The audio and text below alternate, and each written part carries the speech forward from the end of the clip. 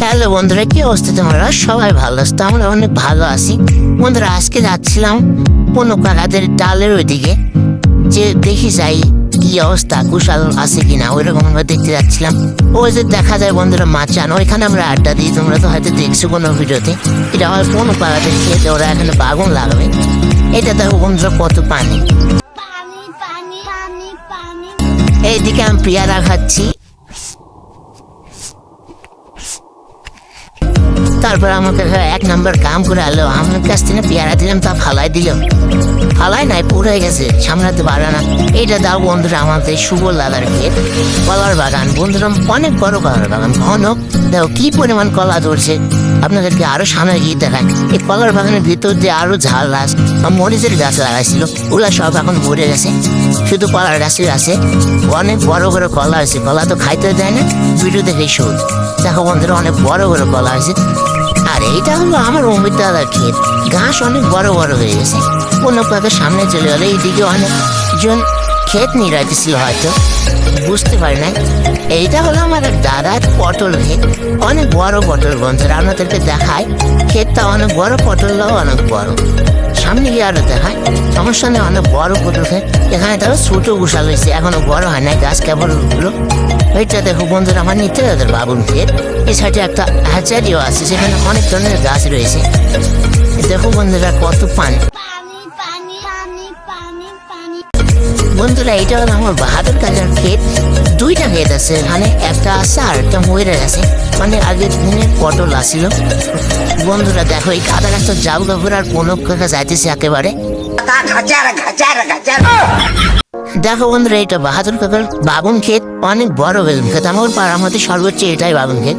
আর দেখো ওই ঘুঘু পাখিগুলো উড়ে উড়ে যাচ্ছে, আমার এই পনো কাড়াটাই উড়াই দিতেছে। আর একটু হলে বন্ধুরা এই গরুটা পনো কাড়া মারে দিলেনি, সমস্যা নেই, দৌড়ে ছোটো, তার কারণে মারতে পারে না। দেখো এটা পনো কাকার পটল ক্ষেত। চলে আসছি আমরা, অনেক বড় পটল ক্ষেত। প্রতিবার আমি পনো কাকার সাথে এখানে পটল বুঝতে আসি, আপনাদেরকে দেখাই। অনেক বড় বন্ধুরা এই পটল ক্ষেতটা। এর আগে যতগুলো দেখছি ওর সাথে বড় বড় এখানে পটলও হয়, এবং ক্ষেতটাও অনেক বড়, যার কারণে আমরা এখানে ঘুরতে আসি। সমস্যা নাই। এদিকে দেখো মনে করে গরু উচ্চার করতেছে, ওই দেখো কুশাল ক্ষেত। আমি ওখানে যাবো, দাঁড়ান দেখায় আপনাদের। এই দেখেন বন্ধুরা এখানে কুশাল গাছ অনেক। এটা আমার দাদুদের বড় দাদু, ওই যাই হোক ওদেরই কুশাল। এই কুশাল দেখে তো বন্ধুরা আমার লোভ লেগেছে, আমি আর এখান থেকে যাবোই না। কিন্তু যাই বলা না কেন, যে সাইজের কুশাল, এত বড় বড় কুশাল, তা আবার দেশি কুশাল হয়।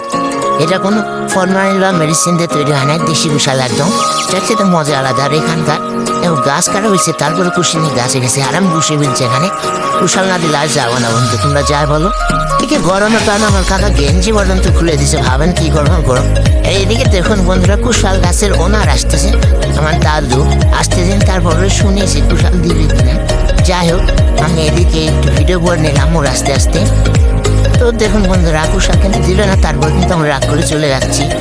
কোনো কেউ আমার সাথে যাচ্ছে, তার আগে একটু ওর পটল গাছটা হয়, তো ও দেখলো, তখন শুধু আমি আসলাম।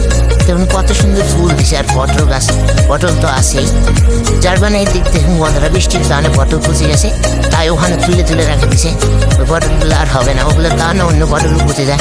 আর কাকা এখানে দেখুন একটু মনে করেন গাছ নেই, ইঞ্জিনিয়ারিং বিজ্ঞানী হয়ে গেছে, গাছ পরিদর্শন করছে। তারপরে আমি আর কোনো বাড়ির দিকে রওনা হলাম। এই পুকুরটা পার হয়ে আমরা বাড়িতে চলে এলাম বন্ধুরা। তারপর দেখুন এখানে লেবুর রস খাবো, তার জন্য লেবুর গাছের কাছে আসছি। আর 4টা মতন লেবু পারলাম, বাড়িতে নিয়ে গেলে এটা ফ্রিজে জল রেখে আসছিলাম, ওইটা দিয়ে লেবুর রস খাবো। দেখেন বন্ধুরা এই ফ্রিজ থেকে এখন আগে লেবুটা কেটে নিই, দাঁড়ান। এক হাতে লেবু কাটা যাচ্ছে না বন্ধুরা, ভিডিওটা আর করলাম না। দেখুন লেবু কাটার পর বন্ধুরা কয়েকটি বেশি, তারপর ঠান্ডা পানির মধ্যে একটু লবণ দিয়ে নিলাম। লেবু আগে চিপড়েছিলাম, তারপর বন্ধুরা কোনো কথা মিক্সার করলো দেখো। আর 2টা লেবু আছে, 2টা লেবু দিয়েছিলাম। তারপর